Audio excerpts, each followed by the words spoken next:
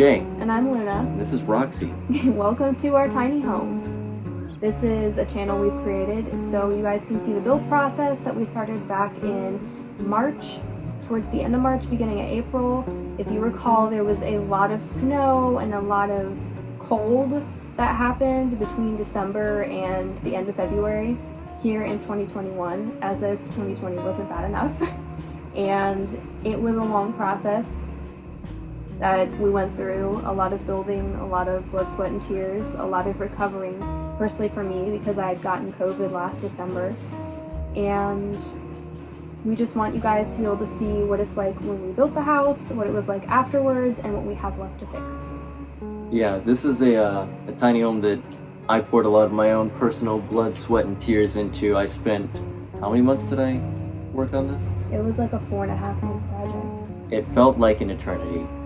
Building this house from just a shell, we've learned a lot from building it, the things that you should do, things you shouldn't do, things you could do cheaper if you weren't doing it during the pandemic, and we've had to fix things already that broke, a lot of plumbing-based things. So hopefully, by showing you what we learned and what we did in the processes of what we did right and wrong, you can learn, and whenever you decide to do this, or if you're interested in it, you can figure out better if you're in a position to do this, and if you are going to do it, what to avoid and what to focus on. Yeah, we really want this channel to be something where it's not just showing you this is the before and after. We want to show you all the nitty gritty. We want to show you what it was like to actually build it, what you really are going to go through, because we did a lot of video watching and a lot of research beforehand, and a lot of the stuff that we watched, it made it look so much easier than it actually is. And then afterwards, it was like absolutely perfect. It looked like a picture out of, like, you know, a home goods magazine, and it's not like that. It's not perfect, and there are things that we have done that are like good, but we still need to kind of finish it, you know, put the frosting on the cake, and we're still working on that. Yeah, it's something that I can recommend to a lot of my friends and coworkers, but there's also people that I know wouldn't be able to live in a tiny home. We live in the tiny home. We have a fairly big girl. She's not a little puppy anymore. And we managed to make it work. So we want people to be able to see how we live in it and to get a realistic expectation of what it's like. Because there are a lot of pros to it that we enjoy. There are a couple cons too. And for us, the pros definitely outweigh the cons. But for you, you might have to give some things up. And that's sort of like a personal thing of whether or not that's something you're willing to do. Yeah, it definitely, from a lot of people, comes down to storage, and that's just all in how you build your tiny home and the size shell you go with. For instance, a lot of tiny homes have lofts, which means you have a vaulted ceiling, and depending on where you live, that can affect your heating and air because heat rises, so it may get kind of stuffy up in the loft. Like for us, we actually, even if it drops to like freezing, have a small fan on low because it gets so stuffy in the loft that it's hard for us to sleep. But when you come downstairs, it's just like, oh, it's warm, not too hot, but up there it's just really stuffy. And having a closet is something you don't really see in a tiny home unless it's like one of those really expensive, like $100,000 tiny homes that's been professionally built, but most people aren't going to do that. So if you're building it yourself, just really be conscious about that, and you will have a lot of things that are like furniture that are multi-purpose. For instance, her kennel is something that we're using kind of like a table, and plan to actually build like a small table out of wood over it, so we do have something else to like put things on. Yeah, we've been in this house, living in it, how long? About 4 or 5 months now. Okay. Since the beginning of August. So we've been December. here long enough to learn and get habits. Like I know how to change clothes in a loft, which isn't something I knew how to do before. And I know how to crawl into bed without hitting my head on the ceiling or the beams that go through the top there. We had ideas that were going to be part of the house, and then in reality they didn't work, they didn't make sense, they weren't practical, or they were way too expensive, and we had to find a different way to go through it. So I think while we made something we love, we went through a ringer of some of the worst possible choices you can make and the worst circumstances you can be in trying to do this. We were building a storage metal shed in the middle of a blizzard. and I'm not even going to go into detail on that Yeah, now that's because gonna stress us I want to out. save it for something else. But also, yeah, my blood pressure, I don't think can handle that. Don't buy a metal shed. I don't think I've ever screamed that loud or been that angry in my life. I think we've been here long enough. We know how to survive in a tiny home, but it hasn't become such a habit that we don't realize how strange it is that we do some of these things yet. Which I think once you live in a situation long enough, it becomes, you don't realize the weird things and quirky parts of your day. So hopefully this is like the perfect moment to know enough but not be used to it so that we can tell you, we know this is strange at first. Yeah, and we have a lot of living experience in a way that we can compare it to. We both lived in college dorms for 2, maybe 3 years. I lived in one for about 2.5 years. You lived in one for about 1.5 years. We both lived in an apartment together for our first year of marriage. We lived in a house, 3-bedroom house. Too much for just one person, a lot of cleaning. For our second year, and then when it hit our 2nd year anniversary, we actually moved in 2 days before to a tiny home. So we have 4 different livings, lifestyles to compare it to with a year of background.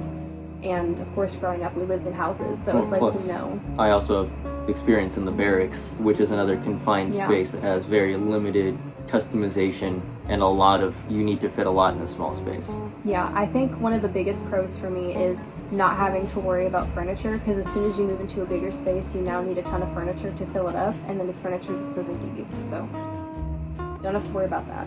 Save money. We do not. Yeah.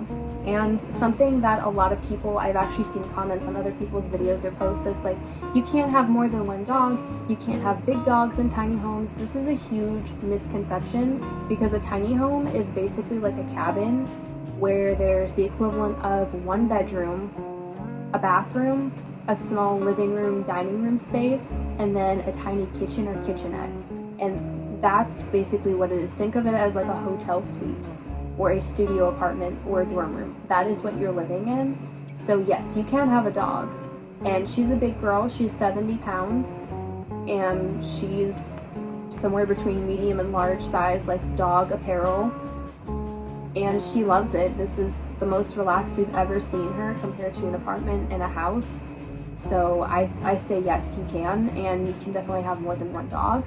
You just need to have a small fenced-in area, or be willing to walk them a few times a day. And if you're not willing to do that, you shouldn't have a dog altogether. Yeah. We're going to be able to walk you through everything from shell sizes, the orientations of them, the proportions of them. All these small things that don't seem that different can have a huge impact. We can talk about the side skirting, preparing land for it, plumbing, septic system, electricity, the things you should and shouldn't do, the things that make it easier on yourself, things that make it worse. And even before we did that, we started working on our finances, improving credit scores, and talking to the right people and making use of the right programs to try and find the best possible plan to make the situation of us getting this as good as possible. So if you aren't in a position where you're ready yet, we can even help you start planning before you start making that move into a shell or start doing construction on a single thing. Yeah, and I know 2020 was hard on a lot of people's credit scores.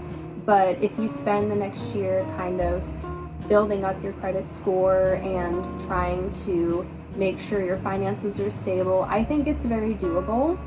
I think if you're in a position where you're like renting an apartment or a house, it is perfect to start trying to plan, because when your lease is up, you can at least have a place to go. Or, you know, if it's not quite done yet, at least hopefully have a backup plan of a place to stay for a couple months while you finish it. It did take us 4 months, which, you know, usually when you go and have like a prefab done, it usually takes about 3 or 4 months for them to finish it if it's custom. And we did have about 4 or 5 people working on it almost on a daily basis for about 4 to 6 hours a day. Well, it wasn't all 5 every single day. It was at days. most 5 on the weekends, and I was still working at the same time while building it. And then there was the blizzard and getting people to have the energy. After a few months of building, you start walking out to the build site with a little bit less energy every single time until you hit the point where you have the walls. I think at that point you get a little bit more energy. Yeah, and I think the thing that took the most was the planning period, because we couldn't agree on a layout of how we wanted it. So that was something that took up a little time. But I mean, the less rooms you have to create in your tiny home, I think the faster it is to build, because then you don't have to go around all that. Definitely have professionals come out and do like your electricity and your plumbing. And we will kind of talk more in our next building series. We're going to start a building series video where we've got old footage that we'll have, and then we'll talk some and walk you through some stuff. But we'll talk about like air and heat and circulation and humidity control in our building series coming up. Yeah. I think that's about all I can think about. Yeah, we're gonna give you a quick like 2-minute tour, just a little montage of our house that is totally decked out, because I have a Christmas obsession in Christmas decorations. If you follow me on my channel Luna, or go to our Instagram page, mine is at Lady Luna's page, and this one is Box Life with Jay and Luna. You will see lots of pictures, you will see videos, and up on my channel there's already a few videos talking and showing off the house. So follow us there on our like little adventure we'll take you on of our building and construction and how it's going and how it will go and continue to be in the future. Sounds good. I can't add anything that sounds better than that to this video. Roxy's starting to snore. She had a long day. It was a rough day. A rough day?